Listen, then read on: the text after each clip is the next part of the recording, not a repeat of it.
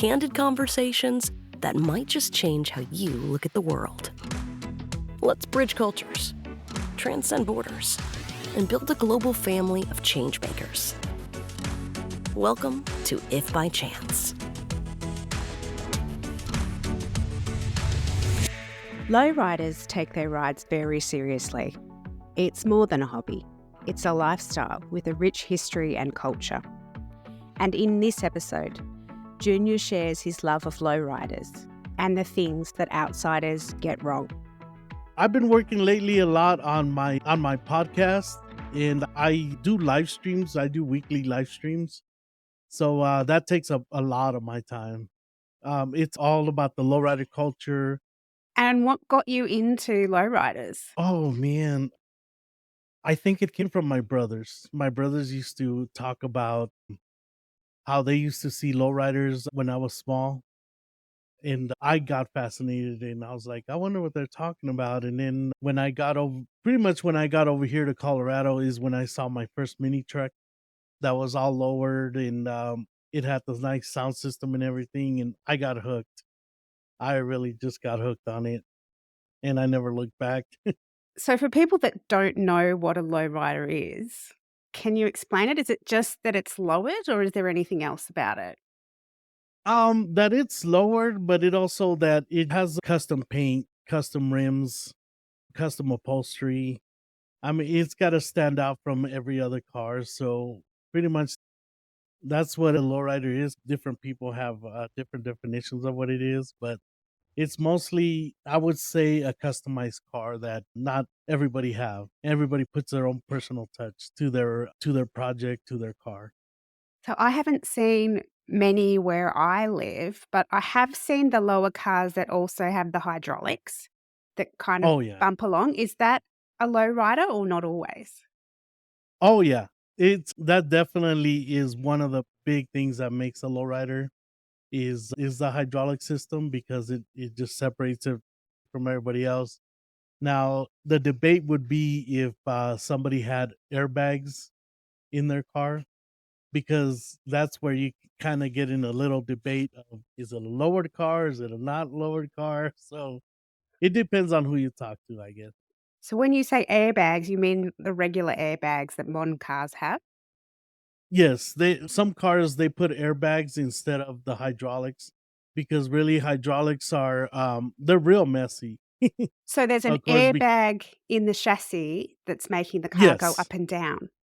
yes, yes. It gets filled up with air and it lowers it or it rises it up. So, but yeah, it's a debate on if airbags are considered a modification. So, but the good thing about airbags is though is that if you have a classic car, your best bet is to go with airbags because you really don't have to modify the car.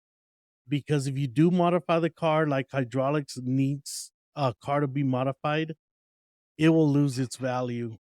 So where did this come from, this culture of lowriders?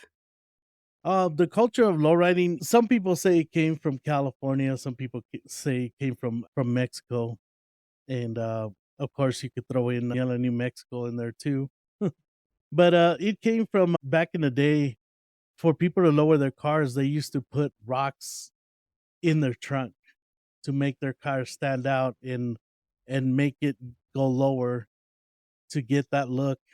So just wait. And oh yeah, just wait. You just wait. And then after a couple of years they started cutting the leaf springs on the cars and started cutting the coils that give you the smooth ride. They would cut those down or they would compress them so they could lower the car even more. And then of course somebody what was his name? Ron Aguilar.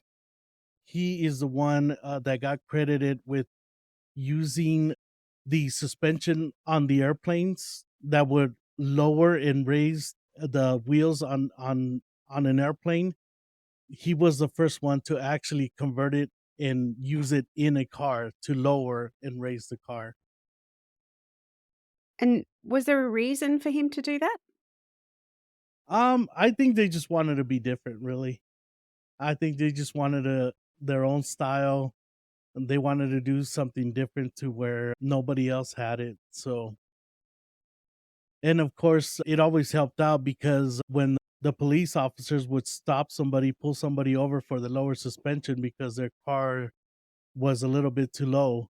Of course, they could actually raise the car, and most of the time they would get away with not getting a ticket for altered suspension. So, Oh, so it was to fly under the radar, so to speak.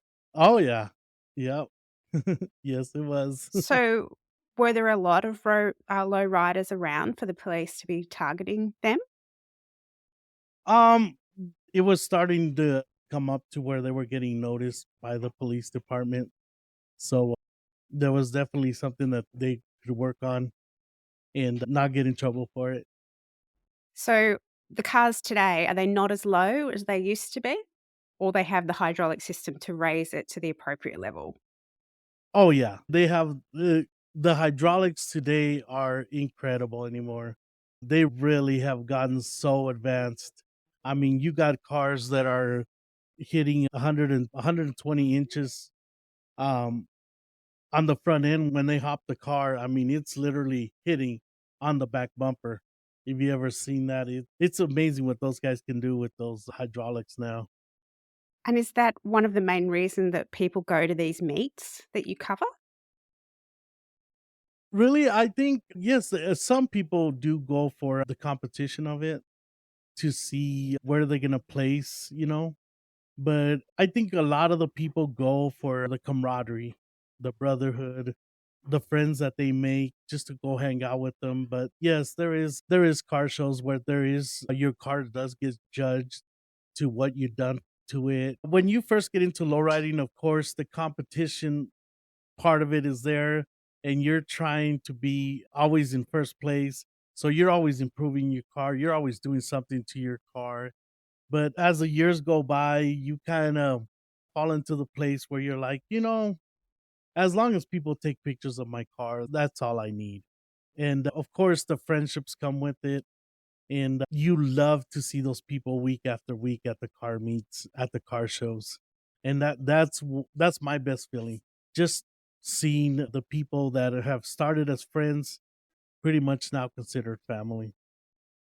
That's pretty amazing. So, how Thank often you. are these meets? Are they a weekly thing? They are a weekly thing, especially here in Colorado. You could always find a car show. It doesn't matter if it's a lowrider car show, if it's an import car show, if it's a hot rod car show. There's always car shows like every weekend, and sometimes, most of the time, there's multiple car shows, so they're going on all the time. And so, when you're covering these shows, what do you like to focus on? I used to focus a lot on taking the photography of them, just try to capture the feel of the event that weekend and taking videos of the cars and the car hop during the car show and just a little bit of everything. So if somebody wasn't there, they could actually get the feel of what went on that weekend. And you've moved on from that now? Um, I kind of have moved on from the photography and the videography. My podcast, my live streams tend to focus more on what the history of the lowriding was, just in case people don't know. I don't claim to be an expert, and I don't claim to know it all, but I do a lot of research on lowriding and how cruising started and this about the suit riots, all kinds of stuff like that. So, I've not heard of those riots. Can you tell oh, me? the suit Yeah. riots. The suit riots were back in the 40s. This is when the United States was going through World War II, and there was a lot of rationing going on with everything, with metal, with fabric, with food. Everything was going on, and the Hispanic, the Chicano youth, they were into their dress. They really loved to dress up in real flashy, I guess you could say, for lack of a better word. And so they would don these suits. They were called suits. But the problem with that was to make a suit, it would take a lot of fabric. And so what happened was when the sailors would come back from the war or would be on a break from the war, they would look at that as very un-American. So the soldiers, the army, the service people attacked the Hispanic youth, and that's what started the Suit Riot. And I learned all that history. I love learning all that history. That's so awesome. And how did that evolve? Were they part of the lowrider culture, or did the lowrider They cul were part of the yes, they were part of the lowrider culture, and with their dress, they pretty much, of course, they were part of the lowrider culture. so it wasn't the cars that were attracting the attention, it was how they put themselves out into the world?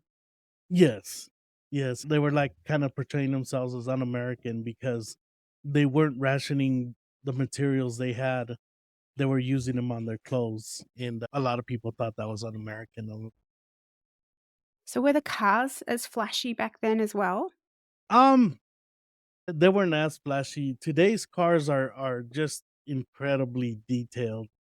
Back then, mainly they were lowered and they had a paint job on them, but I really don't think they were as fancy as the ones are today. There are some incredible creations done today that is just amazing. Even to me, that I go to the car shows almost every week, every weekend. Those cars are just amazing. And a lot of time has passed since those riots. Do you feel there's still some sort of division there? um, I feel like I feel like we still fight a lot of stereotypes. And like I said, I'm gonna be truthful on here on this podcast, and I still to this day we still fight a lot of stereotypes that lowriders are nothing but drug dealers, and that we're nothing but troublemakers, which we're not. Some of us work on those cars for many years, and we work overtime at work to get that extra money to fix up the cars. I think we still fight a lot of negative stereotypes even to today. It's getting better. It's getting better. I think people are starting to ask questions to where we can tell them exactly how it is. I mean, there's some work that gets outsourced to make these cars look good, but a lot of what you see in those cars, they're done in garages in the backyard by the owner themselves, by the sons, the daughters. It's a whole family thing just to get a car to show quality. And is the community now quite diverse? Oh yeah, definitely diverse. Any race you could find at a car show now. You would not be surprised to see, you know, black people, white people, of course Hispanic, Asians. I mean, you could see all kinds of people and they love this lifestyle. I mean, we even got we even got people like in Japan and Hong Kong. They're like adopting how we dress, how we act, our music. They're adopting everything. They love it. But definitely when you go to these car shows, you definitely see so many So many different different races people. there. And that is so awesome. I love seeing that. Tell me about the dress. So, if I was out and about in your area, how would I know that I was looking at someone that was part of the lowrider culture?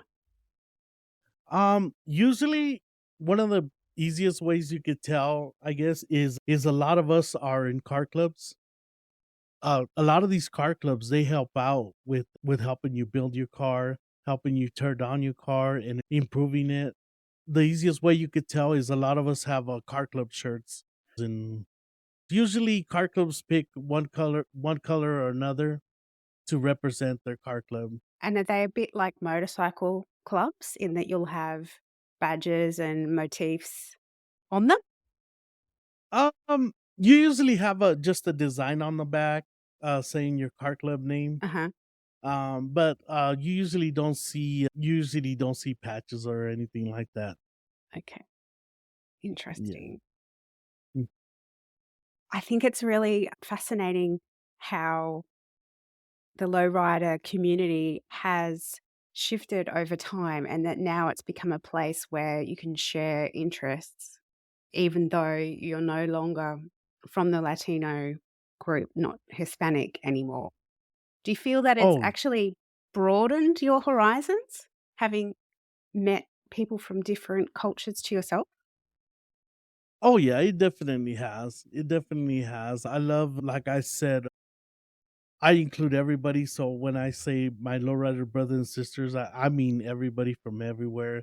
And I used to belong to a car club, a worldwide car club called USO Car Club, and they had diversity in that club. It was a Samoan car club, so USO means brother in Samoan.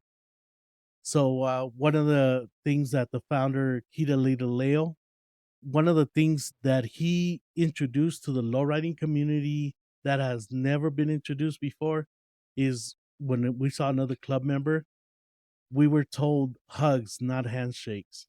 Huh.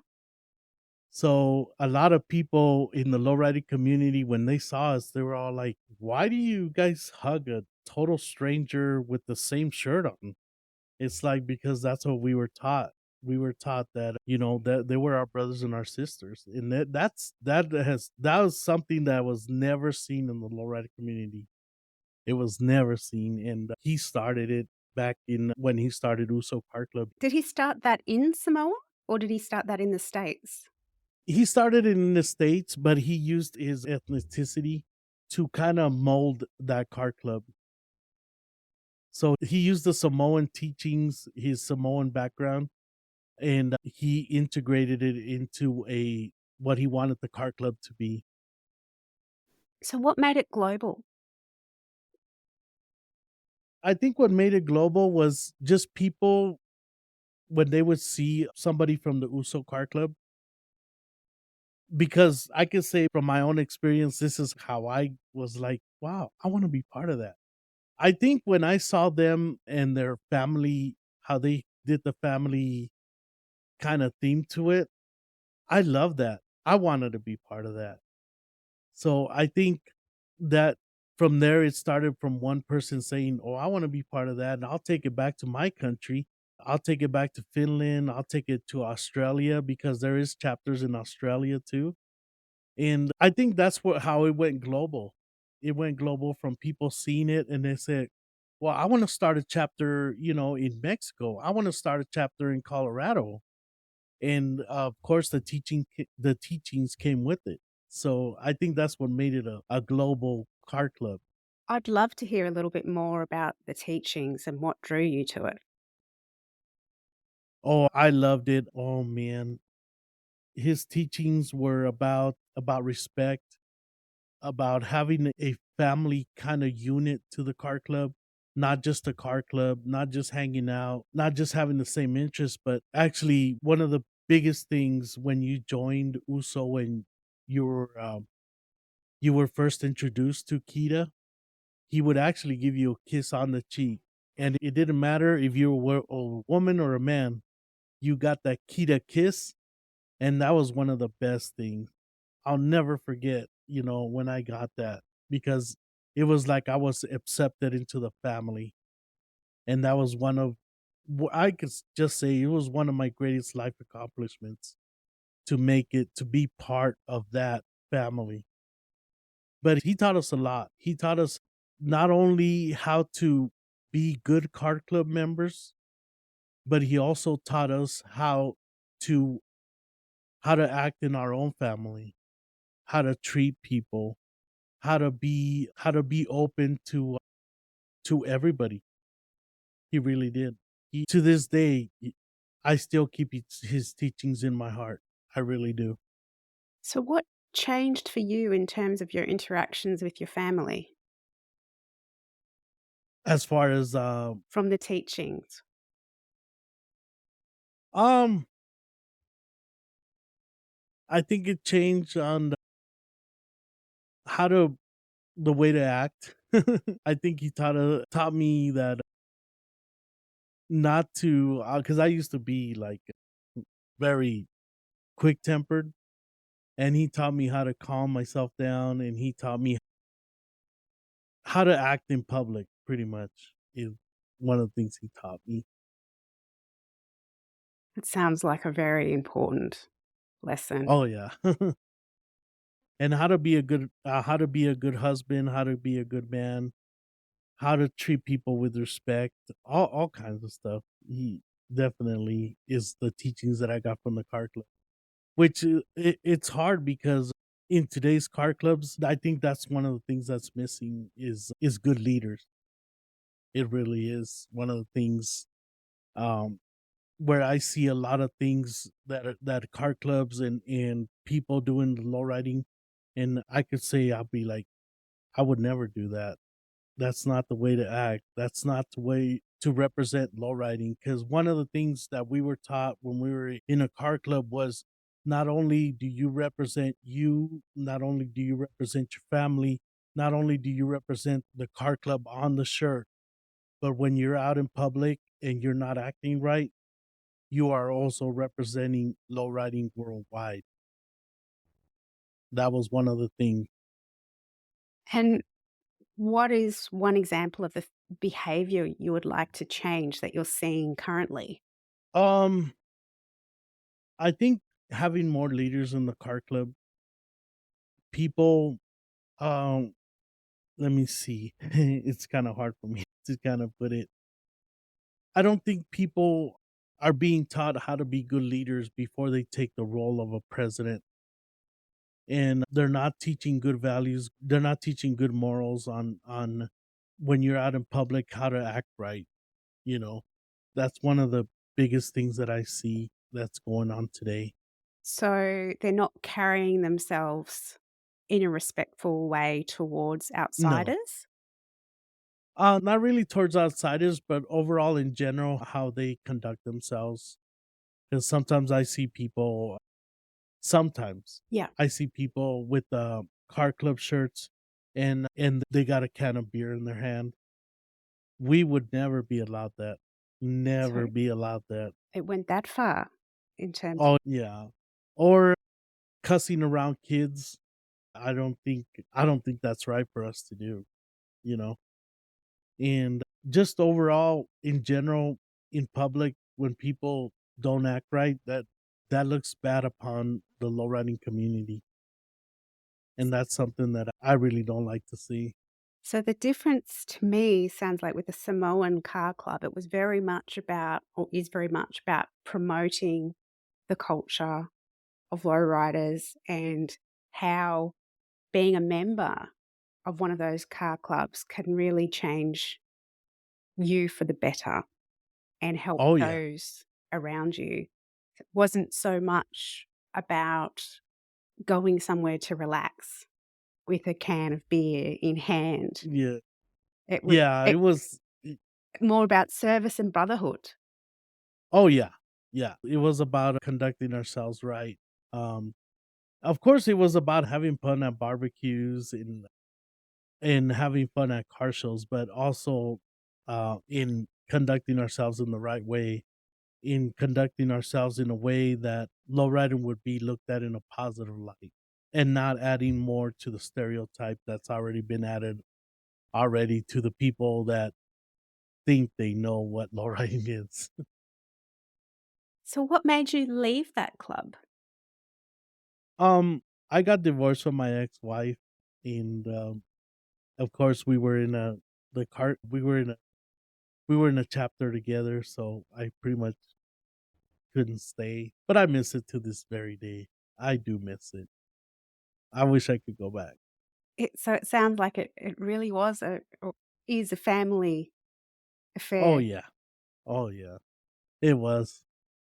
It was. And still to this very day, I could go to a car show and I could see another Uso and I'll give him a big ol' hug. You know, they still treat me like family.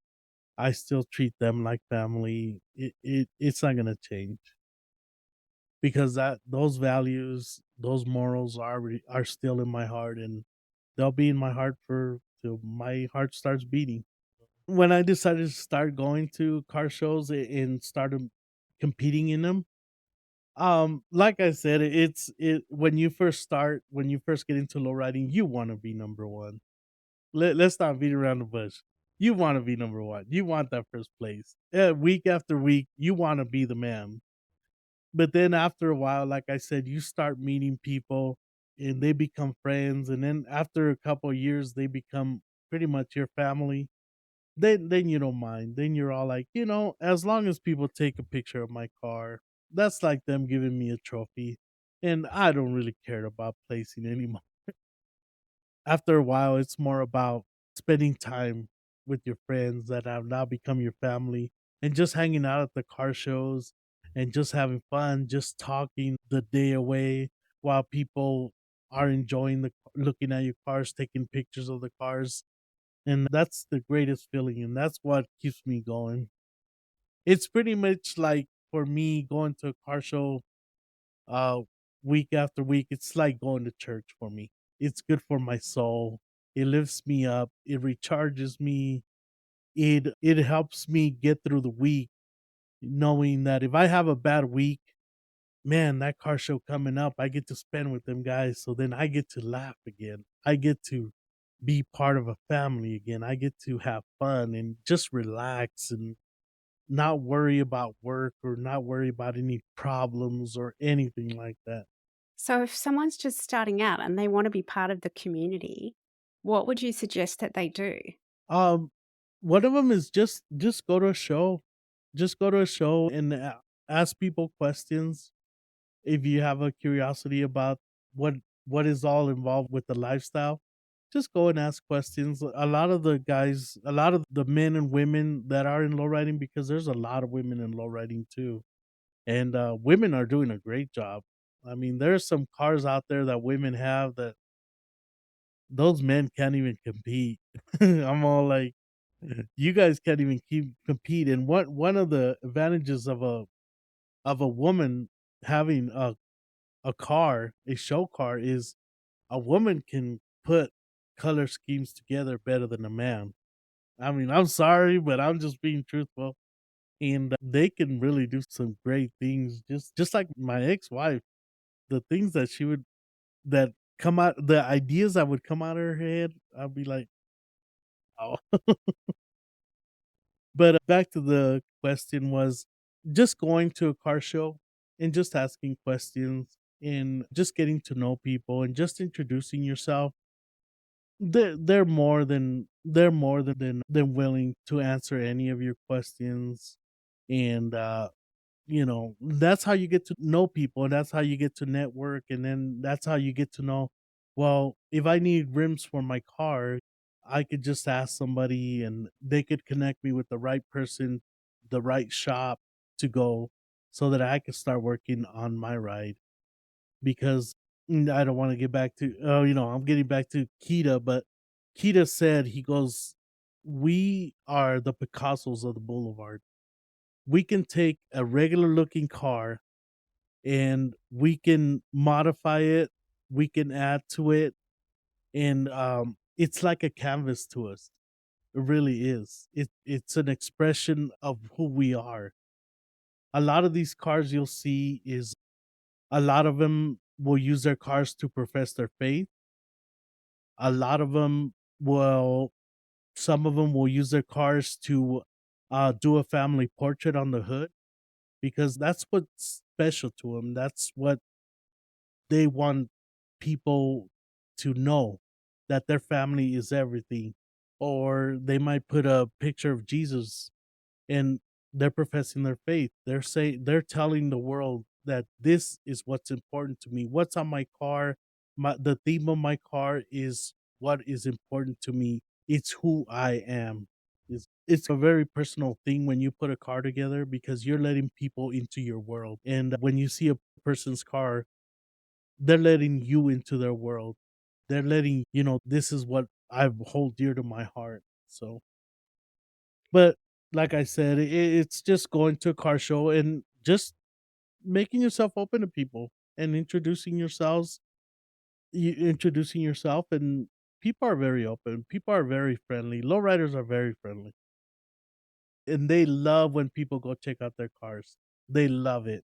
I can just tell you from experience from myself, when people go check out your car, you get the greatest feeling in the world. There is no better feeling in the world when somebody's like, "Wow, that's awesome. Look at what he did here. Look at what he did there. Look at that mural," you know? It's people love it. How long do you think you'll be involved with low riding? Oh, I don't think I'm gonna slow down anytime soon. So I really don't think. are there many grandparents at these meets? Oh, it's become lowriding has become from being teenagers in cars. Back in the day, it just used to be teenagers in cars and trying to meet men, single women, Mhm. hopefully. But it has gone from that to being a family, to being a whole family outing at these car shows. You'll see a lot of families now. Nowadays, you'll see a lot of families at car shows. And now that the parents might have a car or truck that they put in the show, and then right beside it, they'll put a little boy's trike, a little girl's trike, and it's fixed up. And now the kids are getting involved in it. But like I said, this is one of the things that I love about lowriding because it teaches kids to stay away from trouble. It teaches kids how to work on something, how to tear it down, how to build it back up, how to use their imagination in painting a trike, painting a car. It teaches so much of that takes so much time, um, that they don't have time to get in trouble. They wanna improve their bicycle, and that's another thing that I love about lowriding. It's a whole family thing now. You'll see a lot of families at these car shows. And is there a market for these, even the bikes as well as the low riders once they do them up? Do people sell them or do they like to hold on to them? Some people, it becomes too sentimental value to let go, but I know a lot of people that do sell their cars after they're done with, or not done with them, because you're never done with the lowrider. That's another thing. You're never done with the lowrider. There's always something you can improve. And actually, a lot of the cars that you see at the big car shows in Las Vegas and Los Angeles, a lot of those cars get shipped out to Japan. They get shipped out to Australia. They get shipped out to Hong Kong. A lot of those people are willing to pay that price for that car and to ship it all the way out there. So some of these cars do get sold. Oh yeah. There's a big market for not only for cars, for the bikes that get done up real nice. I mean, some of those bikes are going for a pretty good penny.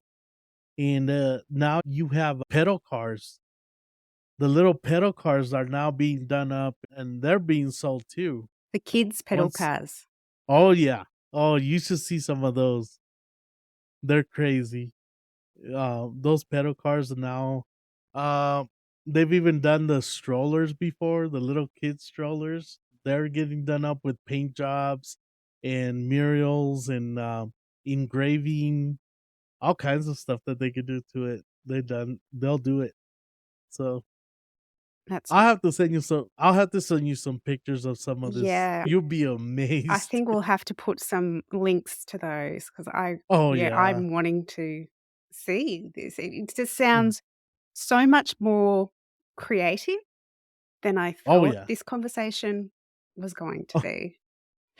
When Oh. we started talking about cars, but just it's really an expression of the person and their lifestyle and what is really important to them, Oh yeah. and a Yeah, it conversation is. starter as well. It is, because you could go up to somebody and it's pretty much like having a somebody having a tattoo, and you look at their tattoo and you're like, "Well, uh, what point in your life did, this tattoo inspire?" And yeah, like you said, it's a conversation Yeah. starter. I'm I'm not sure how comfortable most people are going up to someone with a tattoo and asking, but to me, it's more like a puppy dog in a way. It seems quite accessible if you see someone with a really cool car. Mhm. People will love to stand next to it, and get a selfie, get a photo, Oh talk to the yeah. owner. Oh Yeah, yeah. because you Yeah, do, definitely. you really appreciate the effort that somebody goes Mm. to create Oh those yeah. kind of things. Yeah, and it's like us. It's like us lowriders. I mean, of course we a lot of times we hang around with our own community of lowriders, but we can go to a meet and we can go to a hot rod and we could appreciate how much work they put in because we understand what they go through.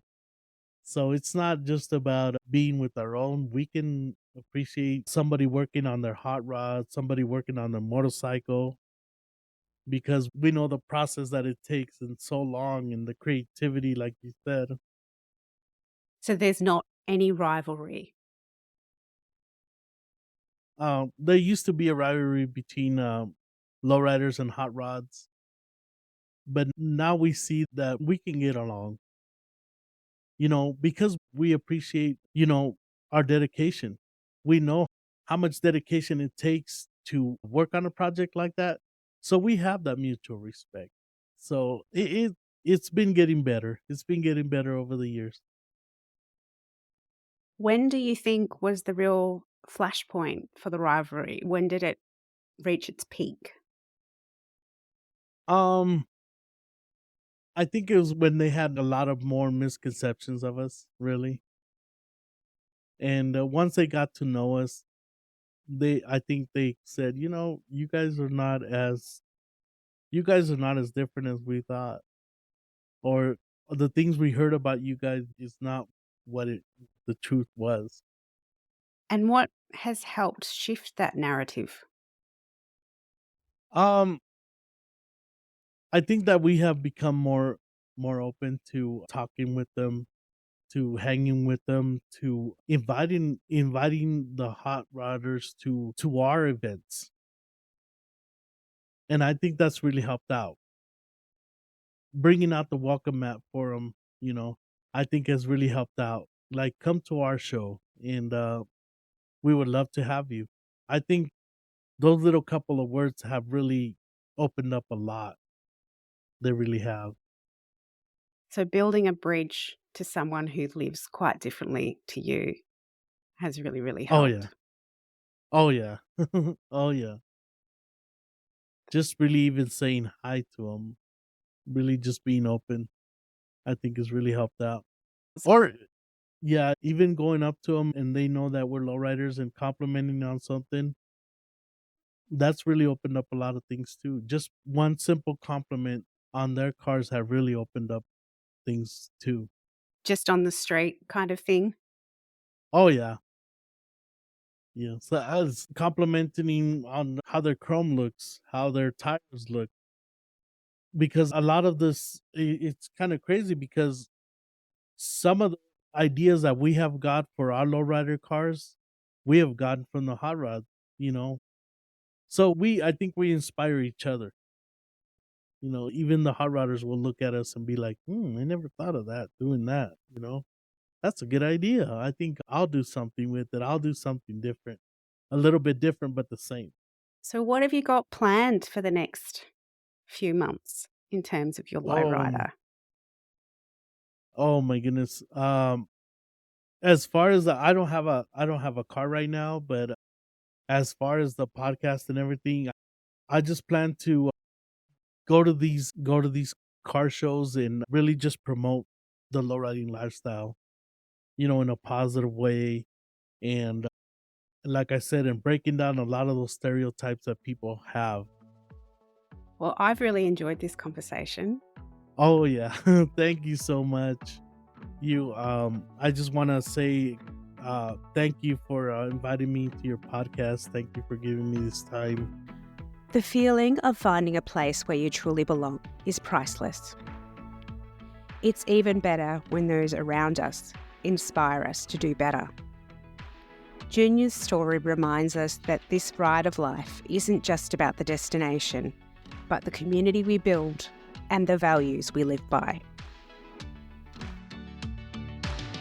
Now, dear listener, it's your turn. Have you got something to add to the conversation?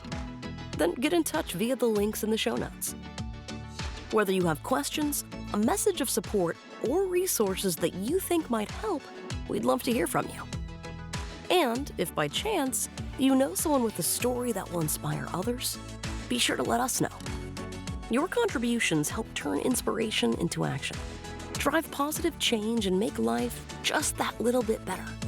And if this conversation inspired you to expand your worldview, head to HelloHuman.global to join the conversation.